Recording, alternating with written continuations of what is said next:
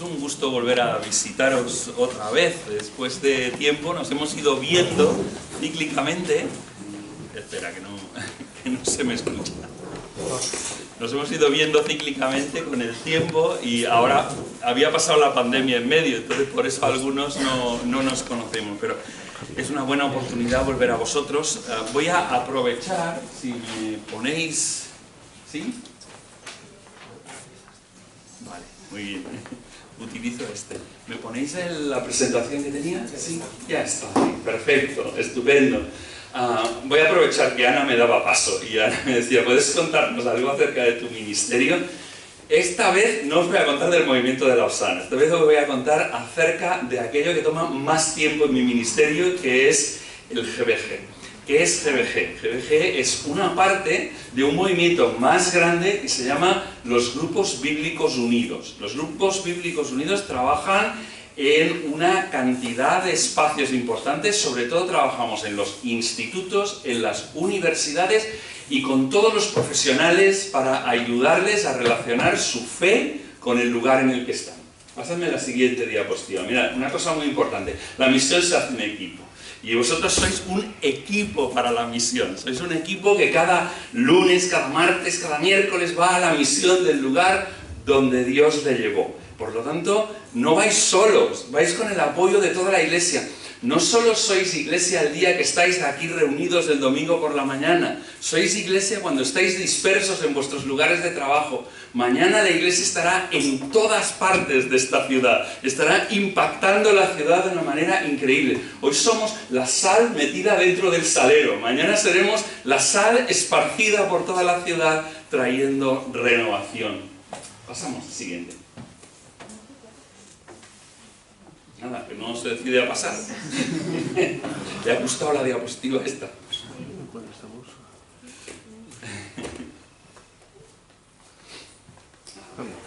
Eso. Es lo que os estaba diciendo. Imagina que podemos enviar cada día de la semana misioneros a cada una de las áreas de la ciudad. ¿Por qué vosotros sois misioneros? ¿Por qué os llamo misioneros si nunca ninguna agencia misionera os ha contratado, si no os paga la agencia misionera, sino que os paga vuestra empresa? Porque el Señor dijo esto. El Señor dijo, como el Padre me ha enviado, así también yo os envío a vosotros. Sois los enviados de Jesús. Es Jesús quien nos ha enviado. La palabra misión es la palabra enviar. Por eso el Padre envió a Jesús y Jesús nos envió a cada uno de nosotros. Lo que te hace misionero no es tomar un avión e irte a otro país. Lo que te hace misionero es que el Señor y el Padre te ha enviado. Cada uno de vosotros tenéis un lugar de misión donde Dios le ha enviado. Pasamos. Eso es. 3 equipos misioneros, como os decía. El GBE, que trabaja dentro de lo que son los institutos. El GBU, que trabaja dentro de lo que son las universidades. Y el GBG, que lo componen todos los profesionales y trabajadores, pues están en sus lugares de trabajo. 3 compromisos que tiene lo que es GBU. Tenemos un compromiso en primer lugar con la palabra, porque para eso somos grupos bíblicos. Los grupos bíblicos en los institutos, en las universidades, en los lugares de trabajo. Un segundo compromiso con la iglesia. Como os decía, los grupos bíblicos son la iglesia en el lugar de trabajo. Puede ser que seas el único en tu empresa, pero es parte de los grupos bíblicos en el lugar en el que estás. Y finalmente un compromiso con la sociedad, porque pensamos que nosotros los cristianos no estamos hechos para cambiar la iglesia, estamos hechos para cambiar la sociedad. Nosotros somos la sal del mundo, y la sal del mundo tiene que cambiar el entorno, el ecosistema social en el que estamos tiene que ser cambiado porque hay un cristiano en ese lugar. Y 3 objetivos: dar formación a los que están en cada uno de esos lugares. En segundo lugar, crear comunidad en ese lugar. Y en tercer lugar, misión. Ir donde están las personas y traerles a Jesús en ese lugar en el que ellos están. ¿Sabéis? A veces hay sociedades que son difíciles de alcanzar. Hoy en día las sociedades occidentales no son fáciles de alcanzar. A veces no tenemos lugares. ¿Os habéis visto lo difícil que es contactar con los vecinos en el día de hoy? Podemos vivir en una escalera de vecinos rodeados de 40 familias y no conocerlo. Nosotros tuvimos más de medio año los vecinos de arriba y no les veíamos ni siquiera por las escaleras. No los vimos ninguna vez en medio año, ¿vale? Por eso es difícil hoy en día encontrar gente. ¿Cuál es el lugar más natural el que nos encontramos con gente en el día de hoy? En el lugar de trabajo. El lugar de trabajo es el sitio donde contactamos con más personas. Personas autóctonas y personas que han venido de otros países. Tenemos contacto natural con ellos en ese lugar, pasamos las mismas dificultades, tenemos un buen testimonio porque los cristianos son buena gente trabajando y entonces estamos preparados y estamos en el lugar correcto para transmitirles el Evangelio a esas personas, para transmitirles esperanza. Vivimos en la generación más desesperanzada que ha vivido en esta tierra, que ha pisado esta tierra de aquí, ¿de acuerdo? La generación que menos esperanza tenía es la que vive hoy en día. Pasamos. Mirad, los grupos bíblicos estudiantiles, ellos trabajan en los institutos. Podréis ver en donde hay, por aquí, pasamos la siguiente. Mirad, en todos esos lugares, Madrid, La Coruña, Cartagena, Gran Canaria, pues ahí tenéis varias ciudades. ¿Por qué no constituir aquí? ¿Por qué no trabajar con los estudiantes de instituto en varios lugares del País Vasco también? ¿Sabéis? No todos van a la universidad, pero todos pasan por los institutos. Y es un momento muy difícil para la vida de los chicos. Es un momento de cambio donde ellos toman autonomía de los padres, ¿no? Y ser acompañados en este momento es un momento fundamental de la vida. Pasamos. Mira, los grupos bíblicos universitarios, la universidad también es un tiempo de desafío, en donde lo que las personas han estado creyendo a lo largo del tiempo se ve desafiado por compañeros, desafiado por profesores, desafiados por el entorno, que no es nada favorable. Pasamos. Mirad, ahí encontraréis grupos en muchos lugares de España, mirad, más grupos, toda esa lista es donde hay GBUs en España, por lo tanto hay esperanza en la universidad, un momento clave. Vale, seguimos adelante. Y estos son los grupos bíblicos de graduados donde yo trabajo concretamente. Yo trabajo con los profesionales, con los graduados universitarios, con cualquier trabajador del país. Yo le animo a que sea el testimonio de Jesús en el lugar en el que está. Capacitamos, preparamos, entrenamos para que podáis ser el testimonio de Jesús, para que podáis no solo ser en palabras, sino que a través de vuestra actitud y a través de vuestros trabajos podáis estar transformando el entorno, podáis estar transformando la cultura del lugar de trabajo. Y tú dirás, si soy el último mono ahí en el lugar de trabajo, cada vez que introduces un elemento nuevo, cambias el ecosistema. Cada vez que introduces un cristiano dentro de un lugar de trabajo, cambias el ecosistema del lugar de trabajo y es posible llevar el Evangelio a esos lugares. Adelante. Mirad, todos esos son grupos profesionales que existen. Existen grupos de docentes, de médicos, de psicólogos, de cristianos en ciencias, de enfermería cristiana, de derecho. Los de 3E es todos los que están en el mundo de la empresa en general, un grupo muy grande, y cada uno de ellos se encarga muy específicamente de proveer entrenamiento. Están teniendo, mira, esta semana están reunidos, mientras estamos aquí, están reunidos los de 3E y los docentes para capacitar a personas para ser testimonio en su lugar de trabajo, ¿vale? ¿Qué más? Además tenemos Andamio Editorial, una editorial que está produciendo materiales específicamente pensados para eso, para el mundo de los profesionales en su lugar de trabajo. Más. Todos los libros que se han publicado en 2022, muy interesantes, os destacaría algunos. Hay hasta libros para niños, no sé si habéis visto esta línea, pero es muy interesante la línea de trabajo de libros para niños desde Andamio. ¿Qué más? Y mirad, recursos. Ese recurso que veis arriba a la izquierda se llama Transitio y es un programa muy interesante porque ayuda a los que salen de la universidad y se integran en el mundo laboral. ¿Sabéis la de cambios que hay en el momento en que uno sale de la universidad y pasa al mundo laboral? Le llaman ese momento de la vida la crisis del cuarto de la vida, porque todo cambia en muy pocos años de la vida y uno está en una situación como de mucha vulnerabilidad, ¿no? Por todos los cambios que llegan. Pues bien, hay toda una web, grupos locales, encuentros preparados para ellos para ayudar a traspasar ese momento. Literatura especialmente formada para ellos. Si alguno estáis en este momento, entrad en esa web. Se llama transitio.es. Muy interesante, apuntadla, transitio.es, porque hay ahí mucho material. ¿Veis ahí un libro de transición? ¿Veis abajo a la derecha otro que se llama Transforma tu trabajo? Eso consiste en un proyecto en el que durante un año se forman grupos de trabajadores, específicamente grupos de trabajadores, de unos 8, 9, 10 personas máximo 12, y se reúnen 8 veces en el año, y entre cada reunión y reunión pasa un mes y medio. ¿Y qué se consigue con esto? Que en cada reunión uno aprende cosas que luego lleva a su lugar de trabajo y dice, esto ha funcionado, esto no ha funcionado, a mí me ha ido bien, a mí me ha ido mal, porque se trata de algo tan práctico como ponerlo en marcha en tu lugar de trabajo. 8 unidades a lo largo de un año. ¿Por qué no os animáis en vuestra iglesia y formáis un grupo de transforma tu trabajo? O sea, ya digo, son solo 8 reuniones al año, no son tantas, pero hay mucho tiempo de trabajo en medio que te capacita para ser un profesional. ¿Qué más? Mirad, este encuentro es interesante, es el Encuentro Nacional de Graduados. Así como hay encuentros por grupos profesionales, cada año en el puente de diciembre hay un encuentro específico para profesionales. No hay ningún otro encuentro en el país como este. Un encuentro pensado en el mundo del trabajo, para ser preparado como cristiano específicamente para el lugar en el que pasamos más horas despiertos, donde tenemos más contacto con personas no cristianas. Está específicamente pensado para esto. Adelante. Muy bien. Y 3 maneras de formar parte. Orar por el movimiento, participar, formar parte, involucrarte dentro de uno de esos grupos y finalmente dar también. Porque hay que apoyar todo lo que tenemos, todos esos obreros que están trabajando con los estudiantes de instituto, los que están trabajando con los estudiantes de universidad, los que trabajamos con profesionales. Apoyar todo ese ministerio, apoyar la literatura cristiana. Y bien, vamos a terminar aquí. Muchas gracias. ¿Probamos? ¿Si funciona este?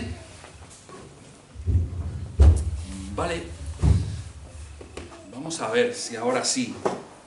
Si no, pues nada, vuelvo al otro. Id buscando mientras Santiago, capítulo 1, y los versículos que van del 2 al 4 y luego leeremos del 12 al 16. Estoy leyendo ahora en Santiago, capítulo 1, Santiago, capítulo 1, versículos del 2 al 4 y del 12 al 16.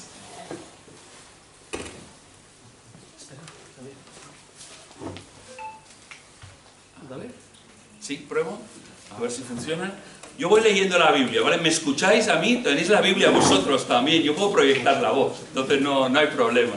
Mirad, en el capítulo 1 de Santiago y en el versículo 2 dice esto: tened por sumo gozo, hermanos míos, el que os halléis en diversas pruebas, sabiendo que la prueba de vuestra fe produce paciencia, y que la paciencia tenga su perfecto resultado, para que seáis perfectos y completos sin que os falte nada. Voy a pasar al versículo 12, porque el tema continúa. Dice, bienaventurado el hombre que persevera bajo la prueba, porque una vez que ha sido probado, recibirá la corona de la vida, que el Señor ha prometido a los que le aman. Que nadie diga cuando es tentado, soy tentado por Dios, porque Dios no puede ser tentado por el mal, y Él mismo no tienta a nadie, sino que cada uno es tentado cuando es llevado y seducido por su propia pasión. Después, cuando la pasión ha concebido, da a luz el pecado, y cuando el pecado es consumado, engendra la muerte. ¿Vale? Esto va en serio. Versículo 2, vamos a ir ahí. Os voy a hablar en el día de hoy acerca de el gozo como motor de la vida cristiana. Voy a hacer una cosa, voy a sacar este, porque si no, este me está dando la lata.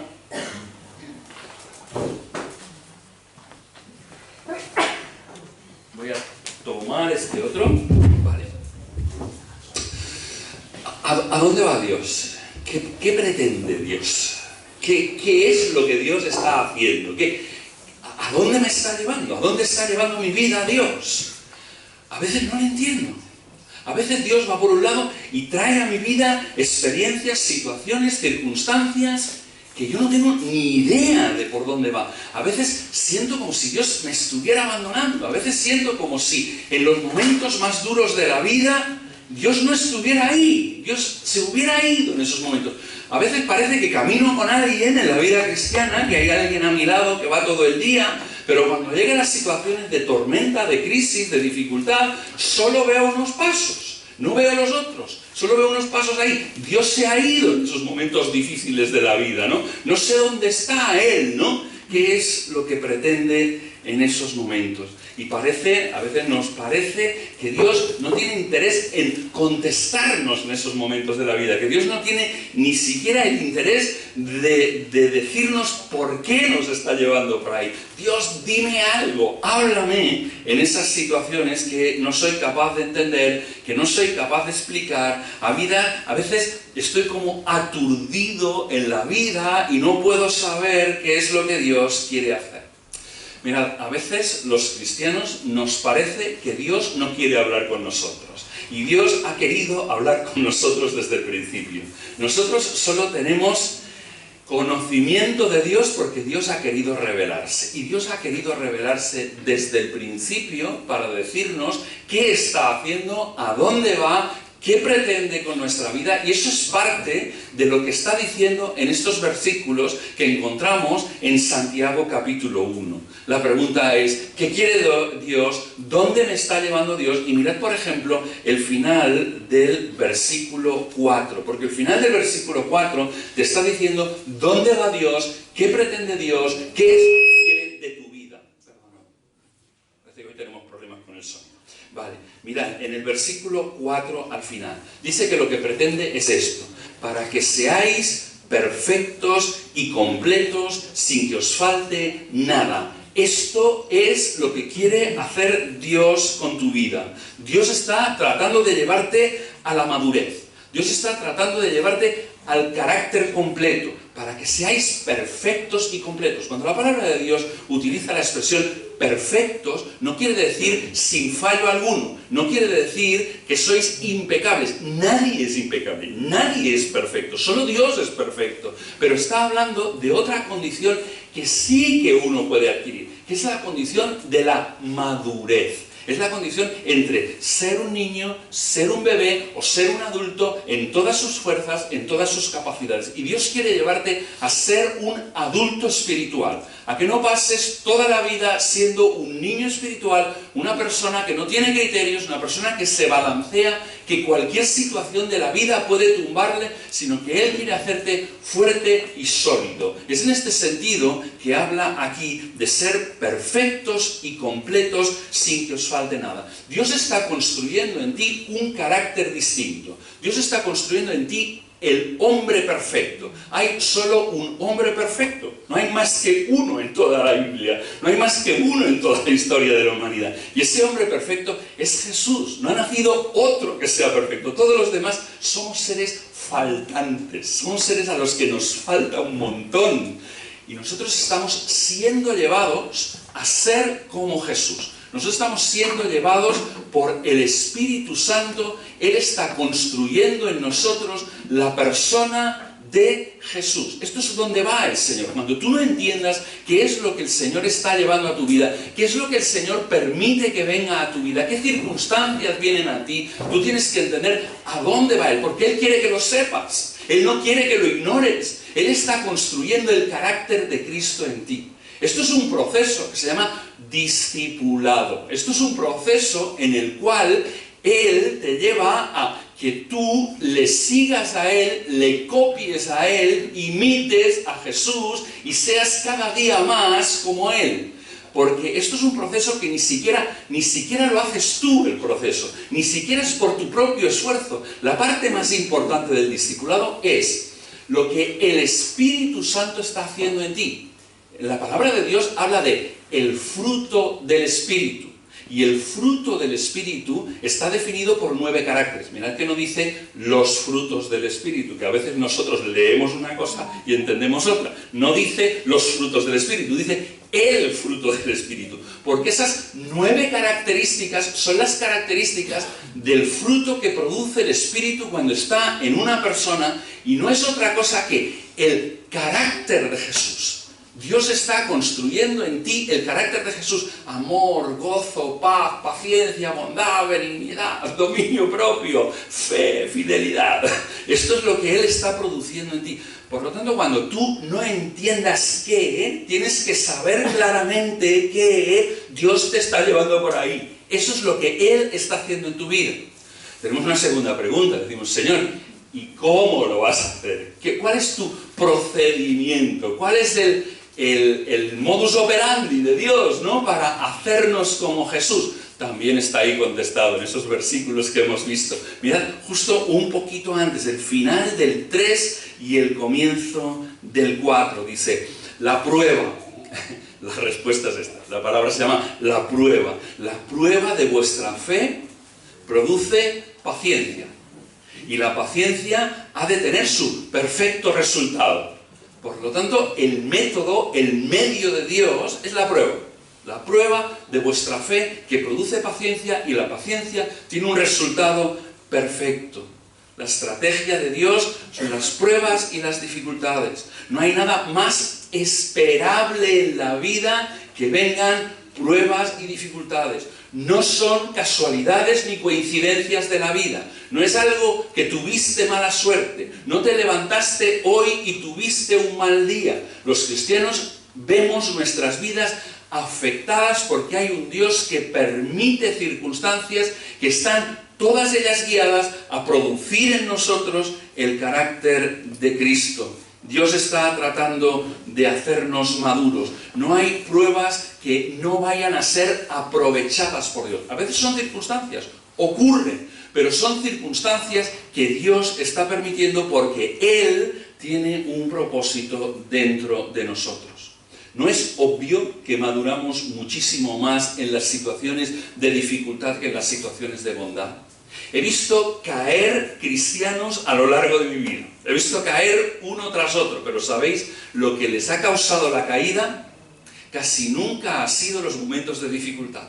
En los momentos de dificultad, casi todos los cristianos se agarran al Señor. He visto caer muchos más en momentos de bondad, en momentos de victoria, en momentos de triunfo. En mi vida, las situaciones más difíciles que he vivido, las situaciones peores, mis peores caídas, mis peores momentos como cristiano, han sido momentos después de situaciones de victoria. Relajas, descansas. Ya no hay enemigo aquí, estoy aquí triunfando totalmente, entonces viene ¡zas! Y te sacude y te tumba por el suelo, ¿no? Tenemos un enemigo espiritual, no sé si lo sabíais, pero todo en la provisión de Dios está guiado para hacer en ti el carácter de Cristo. Lo curioso es que, ¿sabéis? Los cristianos no siempre identificamos esta estrategia de Dios. De hecho, habitualmente, cuando la prueba llega, es como si hubiera llegado sin que nos hubiera avisado nadie. Como si de golpe nadie nos hubiera dicho que aquí tendremos estas dificultades, estas situaciones. Y nosotros lo primero, abrimos los ojos y decimos, ¿cómo Dios permite que? ¿Cómo? No habíamos quedado que Dios estaba aquí para protegerme, no habíamos quedado que Dios estaba aquí para bendecirme, no habíamos quedado que Dios estaba aquí para que yo viviera bien. ¿Pero quién te ha engañado? ¿Quién te mintió alguna vez?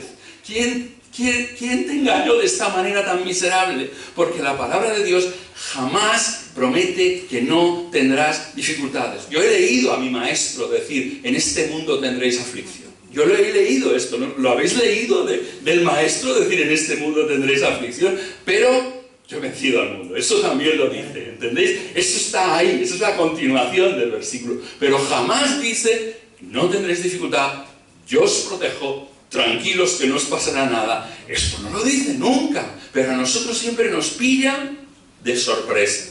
Estaba pensando en Primera de Pedro, ¿no? En esos versículos en donde dice, ahora, por un poco de tiempo, mirad, por un poco de tiempo. Y algunos dicen, ¿cómo por un poco de tiempo? Tengo un amigo que sufrió a los 19 años un accidente de coche. Como consecuencia del accidente de coche quedó paralítico. Está en su silla de ruedas. ¿Cómo por un poco de tiempo, querido? Desde los 19 años y tiene 60 y pico en este momento. ¿Cómo por un poco de tiempo se llama? Sí, por un poco de tiempo. Porque nuestra experiencia aquí, comparada con la eternidad, y nosotros somos seres eternos, no somos seres que viven 60 o 70 años, nosotros no somos esto, somos seres eternos, y comparado con la eternidad, cualquier cosa que nos ocurra de este lado de aquí es por un poco de tiempo. No hay nada que sea eterno más que el amor de Dios, más que las promesas eternas de Dios. Esto es lo que verdaderamente es eterno. Por un poco de tiempo, dice Pedro, si es necesario, solo si es necesario para nuestro crecimiento, seáis afligidos con diversas pruebas. ¿Para qué?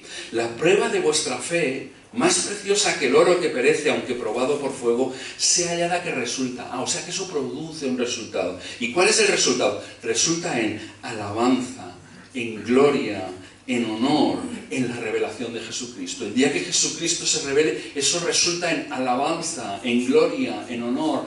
El sufrimiento es por un corto periodo de tiempo. El sufrimiento es cuando es necesario, solo cuando es necesario, pero produce un peso eterno de gloria, produce alabanza, gloria y honor por la eternidad, porque el carácter que ha sido construido es el carácter de Cristo, y esto es un carácter eterno. ¿Qué dice más? Amados, no os sorprendáis. No os sorprendáis del fuego de prueba que en medio de vosotros ha venido para probaros. Como si alguna cosa extraña os estuviera aconteciendo. ¿Verdad que siempre nos parece una cosa extraña? Como si os estuviera pasando algo raro. Dice, no os está pasando nada raro. Antes bien, en la medida en que compartís los padecimientos de Cristo. Mira qué perspectiva de los sufrimientos tan diferente. Cuando yo sufro, lo que está sucediendo es que estoy compartiendo los padecimientos de Cristo.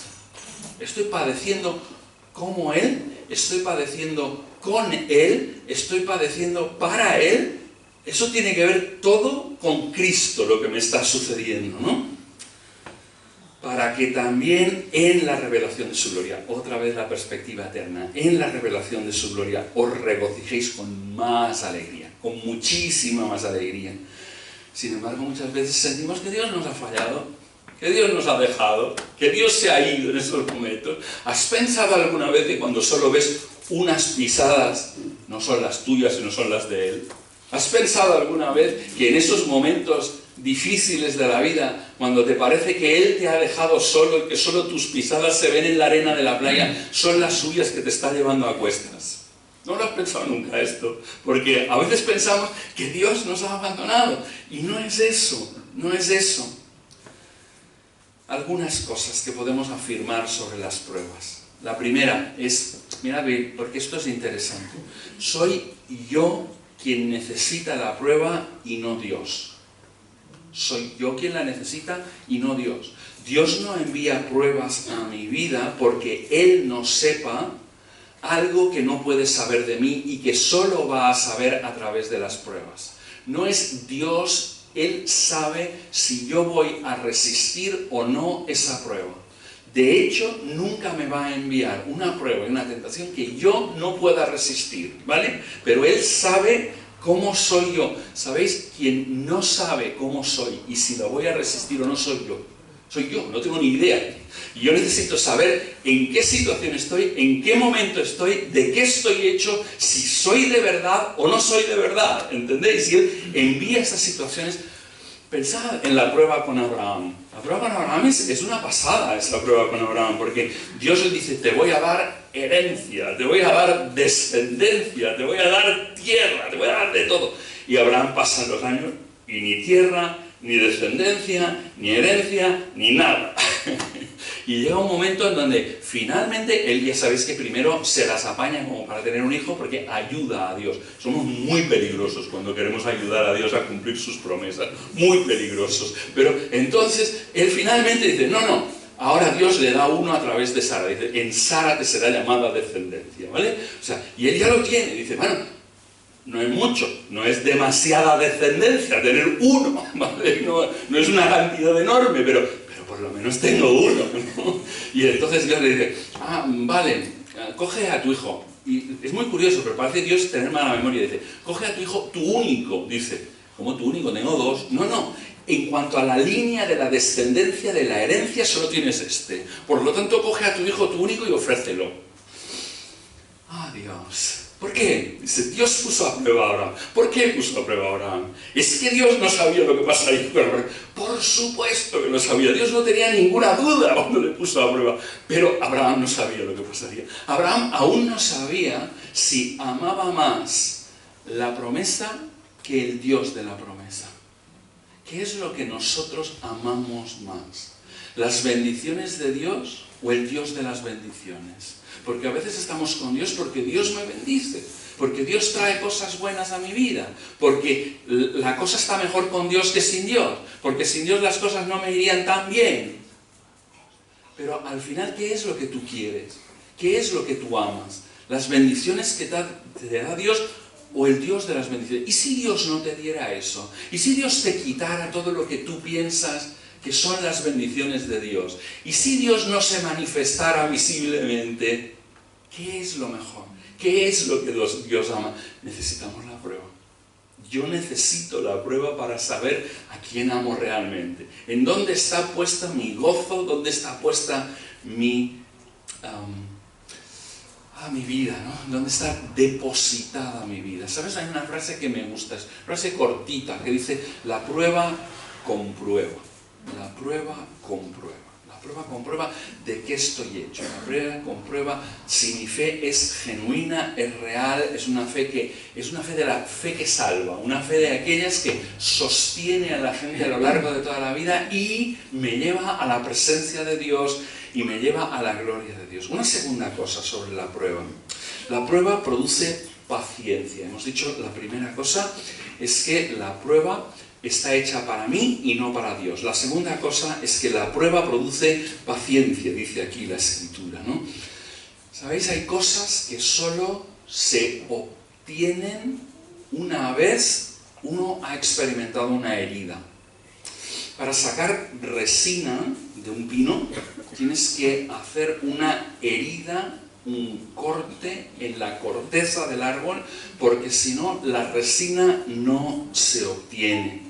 La mayoría de cosas que valen la pena solo se obtienen después de haber aplicado persistencia, consistencia a lo largo del tiempo. La paciencia es algo que no aparece automáticamente en la vida, sino es algo que aparece poco a poco después de haber sido probado. Cuando has sido probado, aparece esa cuestión que se llama la paciencia. Dios sabe la manera de obtener el carácter de Cristo en nosotros. Si queremos alinear nuestra vida con Dios, necesitamos una revolución en nuestra manera de pensar.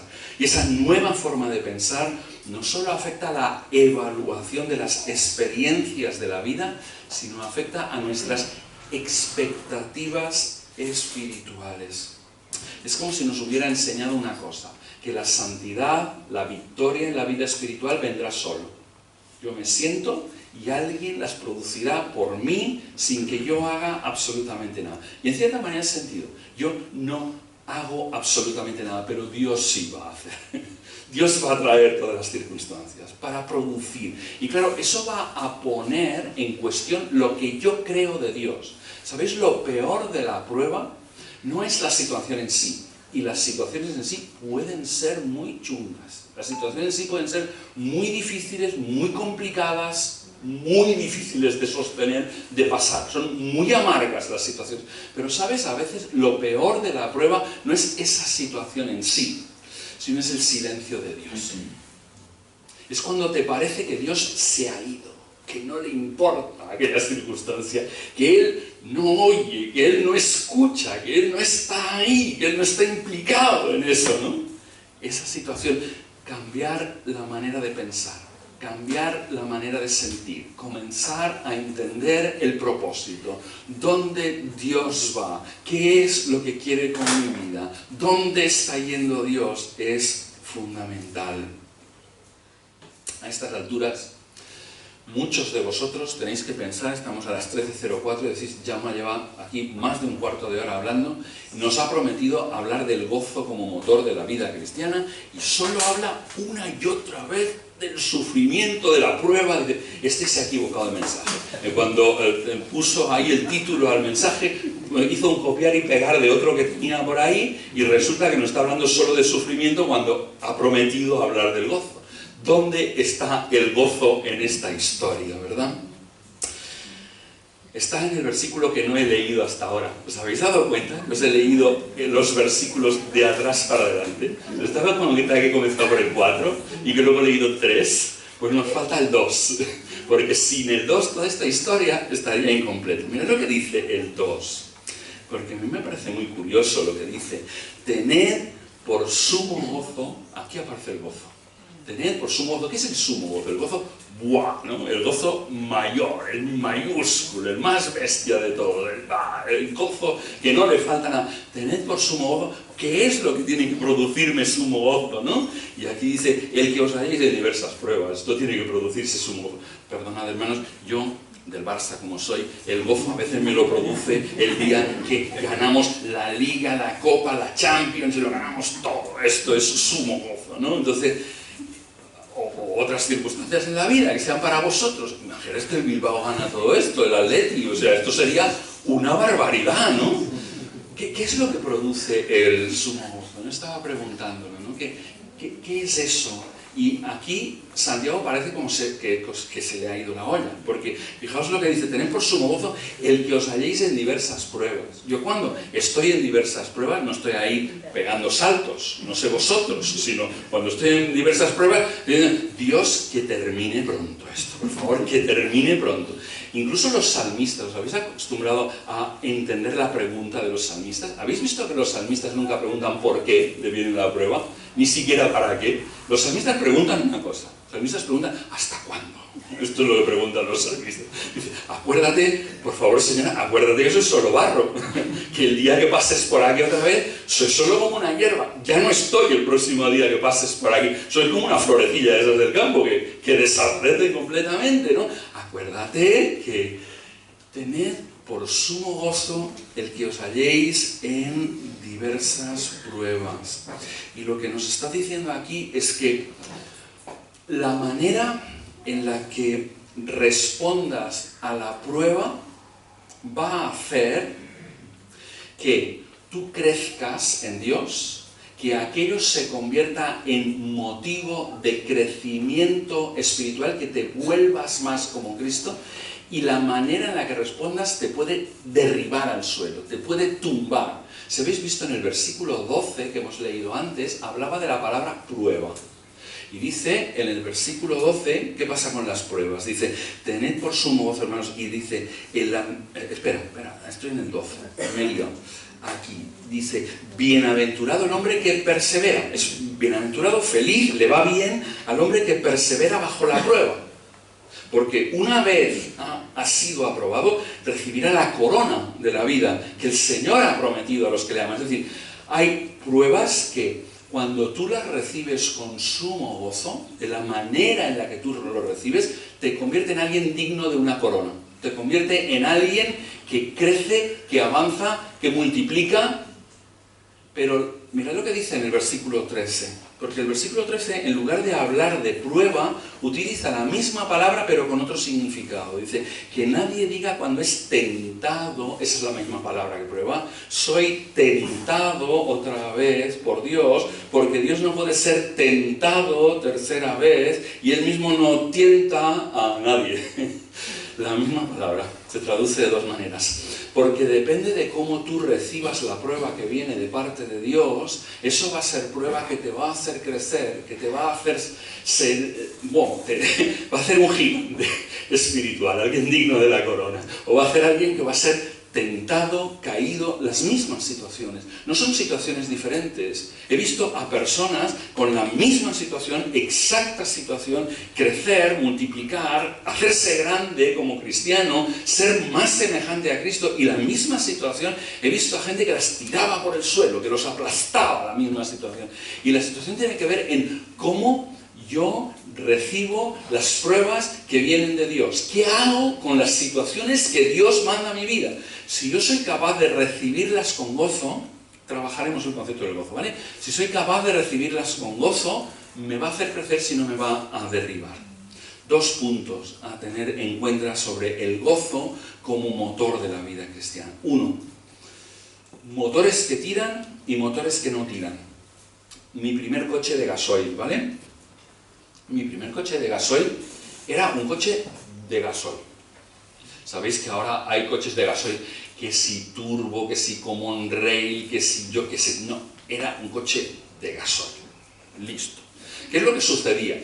Que cuando íbamos por la recta y era en llano, oye, se comportaba el coche. Aquello tiraba, 120, 130, no, más no, que entonces pensaréis que corro demasiado. Entonces 120, 130, vamos a dejarlo así, si no, imagina que hay aquí el de la Dirección General de Tráfico, uno no sabe nunca delante de quién predica, ¿no? Entonces luego el cliente multa y dices, dicho, corriendo, 140. No, 120 como mucho, 130. Entonces, y el problema del coche es que cuando cogía las subidas, me adelantaban hasta los camiones. Aquello era horrible cuando yo trataba de coger el coche. ¿Qué modelo era? Vale, ¿puedo hacer publicidad o no me la puedo? ¿Sabéis o no? Sí. Era un Citroën ZX, ¿vale? Sí, ¿os acordáis de ese coche? Sí, ¿vale? Pues muy bien. Entonces, nada, que aquello era el hazmerreír de la carretera, ¿vale? Vale, motores en la vida espiritual que tiran y motores que no tiran. ¿Sabéis? Uno de los temas que me han pedido más en las iglesias que predique con el tiempo, hermano, predique del compromiso. Y el segundo tema, hermano, predique del servicio. Claro, los pastores se dan cuenta, miran, ven a las congregaciones, esta gente está dormida. Venga, tíos, tirad. Y la gente ahí, sentados ahí, ¿no? Ahí sin dar el callo de ninguna manera. Y entonces el pastor dice, predique del compromiso. Mirad, esto es el motor que no funciona. Este es mi motor de diésel, ese motor del ZX, pues es ese motor. Nosotros a veces tratamos de promover en la gente moralidad, tratamos de promover en la gente esfuerzo. Y ¿sabéis una cosa? Eso dura muy poco. Los que son más disciplinados, 2 semanas, 3 semanas, ahí tiran y al cabo de un tiempo vuelven al estilo de siempre, ¿sabéis? Algunos 3 minutos, 2 minutos, 1 minuto, no les dura las 3 semanas, depende de lo disciplinado que seas. Eso no tira, eso no funciona. Y nosotros insistimos, predique. ¿Sabéis cuál es la conclusión más normal de un mensaje? La conclusión más normal de un mensaje son 3 letras. Son las letras M-A-S. La mayoría de las conclusiones de los mensajes terminan con más. Tienes que hacer más, tienes que leer más, tienes que orar más, tienes que evangelizar más, tienes que venir a los cultos más, tienes que venir a las reuniones que no vienen más. Y esto es, queridos, esto es mi motor de gasoil. Esto no funciona. Esto no es así. Este es un mal motor y la palabra de Dios lo sabe. ¿Entendéis? La palabra de Dios lo sabe. ¿Sabes? Cuando tú haces lo imposible, cuando haces lo que quieres hacer, cuando haces aquello que estás deseando hacer. Imagínate cuando quieres hacer algo y no te lo permiten hacer, ¿no? Y tú peleas y luchas y derribas porque esto es lo que tú quieres hacer. Y cada cuando no quieres hacerlo, no quieres hacerlo, ¿vale? Este es el problema. El problema es ¿qué es lo que tira de nuestra vida? Cuando es la obligación, cuando es el sentido de compromiso, cuando esto es hambre para hoy y miseria para mañana. Dios nos ha ordenado no que nos esforcemos, sino que nos gocemos más. Dios dice que lo que va a mover tu vida es el gozo. Cuando tú estás poniendo tu gozo en el Señor, eres imparable. Porque cualquier dificultad que se ponga en medio, somos los seres humanos buscadores de gozo. Los seres humanos somos buscadores de felicidad. Los seres humanos no paramos en busca de nuestra felicidad. ¿Sabéis cuál es el problema? Que nos equivocamos en lo que puede dar felicidad. Nos pensamos que otras cosas aparte de Dios pueden traernos felicidad. Pensamos que nosotros sí tenemos el secreto para ser felices. Pero cuando tú piensas que hay otra cosa que puede hacerte más feliz que el Señor, estás construyendo un ídolo. Estás poniendo un Dios delante de ti. Estás diciendo, Dios no es capaz de hacerme suficientemente feliz. Yo sí tengo una manera de hacerme feliz. Yo sí sé una manera de hacerme feliz. Yo sí sé de verdad lo que me conviene en mi vida. Si todas las cosas vinieran como a mí me gustan, como yo quiero, entonces yo sería feliz. te equivocas, mientes, no puede ser. Tú no eres capaz de imaginar algo mejor que Dios. No estoy diciendo ni la obra de Dios, ni estoy diciendo la iglesia, estoy diciendo la persona de Dios. Cuando tu gozo está en la persona, yo no puedo imaginar en mi vida nada que sea capaz de hacerme más feliz que la persona de Dios. Y sabes, Dios siempre es capaz de hacerme más feliz y más feliz. Es inagotable la felicidad que es capaz de proveer Dios. El gozo que Él es capaz de proveer, no hay nada contrario, no hay nada que lo pueda sustituir. Con cualquier cosa que la sustituyes, estarás fracasando completamente. No es posible. Si hay algo que te pueda hacer más feliz, si crees que hay un Dios que te puede hacer más feliz, eso que estás imaginando es que ese Dios en el que estás pensando no es Dios. Estás pensando en otra cosa. Porque Dios es el máximo bien. Dios es la máxima felicidad. Dios es lo más maravilloso que existe. Dios es lo más precioso que existe. Es lo más bello, lo más puro, lo más moral, lo más fantástico de todo lo que existe. Si no, estás poniendo a otra cosa delante de Dios, y aquel que crees que es Dios, ese Dios en el que crees no es mi Dios. No es el Dios de las Escrituras. No es el Dios que existe. No es el Dios eterno. La Biblia contiene muy pocas referencias a deberes. Venga, versículos que hablen de que tienes que evangelizar más. No hay.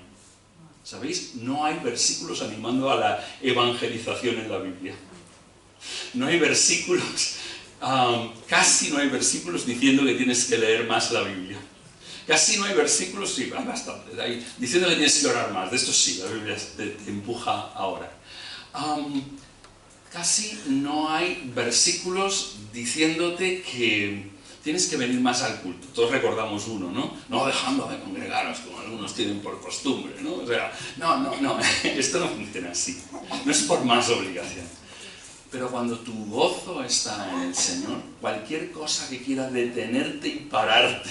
¿Por qué muere la gente de la iglesia perseguida? ¿Por qué muere? Si les dice, si reniegas el Señor, salvas la vida. ¿Por qué mueren esa gente? Porque su máximo gozo está en el Señor. Y cualquier cosa que pueda cambiarse por esto, no tiene color. La Biblia nos dice una y otra vez, pon tu delicia en el Señor. Por lo demás, hermanos míos, regocijaos en el Señor. Regocijaos en el Señor siempre. Otra vez lo digo, regocijaos. Por cuanto no serviste al Señor tu Dios con alegría, con gozo de tu corazón, servirás por tanto a tus enemigos. Si no te gozas suficientemente en el Señor te amenaza. Le dice, si no sirves al Señor con gozo, tendrás que servir a otras cosas. Hay una canción de Bob Dylan, ¿eh? Tú tienes que servir a alguien, ¿no? Dice la canción de Bob Dylan. Pues tú tienes que servir a alguien. O servirás al Señor, o servirás a tus dioses que te has fabricado. Servirás a esos dioses que no te conducen a nada, que no te darán nada, que no te darán ninguna felicidad, y les servirás miserablemente durante toda tu vida. Gózate en el Señor. ¿Sabéis? El Señor nunca se enfada porque nosotros deseamos más gozo. Nunca se enfada con nosotros porque deseamos más gozo. El Señor se enfada con nosotros porque deseamos menos gozo. Porque nos conformamos con cualquier cosa que no da gozo. Y dice, no hombre, no lo hagas. No hagas esto. Disfruta más. Gózate más. Impulsa más tu vida, ¿no? Disfruta en Él. Porque entonces todo sufrimiento, toda dificultad que venga será pequeña comparada con el gozo de estar en Él.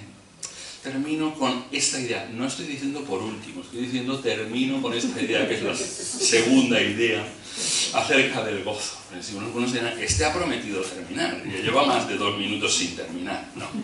El gozo y el sufrimiento son compatibles. El gozo y el sufrimiento no son dos ideas contrarias, sino se puede estar sufriendo y mantener el gozo. No es imposible. He visto en las vidas de muchos cristianos cómo compatibilizaban esas dos experiencias. Han sido agua para mi vida, verles en medio del sufrimiento gozándose en el Señor, ¿no? Y voy a ir a 3 capítulos, este se nos alarga hasta las 3 de la tarde, si vayan 3 capítulos, no, voy a ser muy breve, 3 capítulos en el libro de Hebreos, 3 ejemplos en el libro de Hebreos, en el capítulo 10, el 11 y el 12, ¿vale? 3 de seguidos. Mirad, el primer ejemplo es este. Cuando los hebreos se convirtieron, algunos de ellos fueron echados en la cárcel. Cuando estos fueron echados en la cárcel, los otros, en lugar de decir no te conozco, lo que hicieron fue solidarizarse con ellos, irles a ver a la cárcel, llevarles comida, atenderlos en la cárcel. Y lo que generó como consecuencia de que ellos les atendieran, de que ellos les visitaran, lo que sucedió fue que ellos fueron privados de sus bienes. Y mirad lo que dice la Escritura en el capítulo 10, en el versículo 34. Dice que fueron privados de sus bienes y ellos lo hicieron con gozo. Con gozo. No sé si muchos estaríais llenos de gozo si os quitan vuestros bienes, ¿no? Pero ellos dijeron que eso produjo gozo. Aceptasteis con gozo el despojo de vuestros bienes. Aceptasteis con gozo el despojo. La pregunta que os formulo es, ¿produjo aquella medida de que les quitaran los bienes, produjo sufrimiento? Definitivamente sí. Que te quiten los bienes propios produce sufrimiento. Y la segunda pregunta es, ¿eran ellos unos perdedores? ¿Gente que perdió algo porque se quedaron sin sus bienes? La respuesta es no. Ellos perdieron bienes que no tenían la potestad de conservar eternamente y ganaron gozo porque ellos, mientras perdían sus bienes, buscaban el gozo. Miraron más allá, como dice el versículo 24, sabiendo que tenéis para vosotros mismos una mejor y más duradera posesión. Los bienes que tenían aquí solo podían conservarlos durante unos pocos años. Los bienes que tenían aquí se estropeaban con el uso y con el tiempo. Y en cambio ellos han recibido unos bienes que es una posesión más valiosa que los bienes que tenían aquí. Es una posesión más duradera porque nadie los puede tocar, ni robar, ni empeorar, ni echar a perder. Por lo tanto, ¿hicieron un buen negocio, sí o no? Cambiaron bienes temporales que se echan a perder por bienes perfectos y eternos. ¿Hicieron un buen negocio, sí o no? Yo creo que hicieron un buen negocio. Segundo ejemplo, capítulo 11, el capítulo de la fe, ¿vale? Seguidme hasta la mitad del capítulo. Estoy pensando en los versículos 24 y 26 y estoy pensando en la persona de Moisés. Moisés es el ejemplo para los hebreos. Y se nos dice que Moisés despreció lo que tenía en Egipto. Despreció el ser hijo de la hija de Faraón. Es despreciar cosas. Esa corte alrededor del Faraón era la corte más lujosa del mundo. No había edificios como este, no había enseñanza y formación. Él tuvo la mejor formación de su tiempo. Ríete de la Universidad de Harvard, ¿vale? O sea, esto era formación tope, ¿eh? Ahí arriba, comodidades. Y lo que nos dice es que él escogió dejar todo aquello y escogió el maltrato, escogió el conducir a su pueblo, vaya cambio, vivir toda la vida en tiendas por medio del desierto, ¿no? Dejando aquellos palacios fantásticos, ¿no? Estar con unos tipos que eran más o menos promedio como nosotros, que costaban de llevar de un lado para otro, ¿no? Os habéis visto todas las que pasó, ¿verdad? El pobre de Moisés en el desierto con aquel pueblo que no le quería hacer caso ni a tiros, ¿no? Y el hombre, es por ahí, es por ahí, es por ahí, es por ahí, ¿no? Y los otros que no, que queremos lo que teníamos antes en Egipto, que aquello era mejor, ¿no? ¿Cómo que es mejor? Por ahí delante. No. Y él dice, escogió, fijaos, porque la expresión es interesante. Él dice que escogió el oprobio de Cristo. ¿Cómo el oprobio de Cristo si Cristo vendría como 1000 y pico de años después, ¿no? Él escogió el oprobio de Cristo. Es decir, él escogió deliberadamente los sufrimientos que tenían una finalidad, que tenían la potestad de introducir al pueblo dentro del descanso, del descanso que Dios había preparado para ellos. En ese sentido, el el ministerio de Moisés es parecido al ministerio de Cristo, porque Cristo quiere introducirnos en el descanso también, ¿no? Y Moisés quería introducirles también ahí, y ellos no queremos ir, y Moisés que sí, que vamos para allá, ¿no? Entonces, él escogió el oprobio de Cristo. Moisés sufrió a un montón, un día tras otro, conduciendo a aquella gente.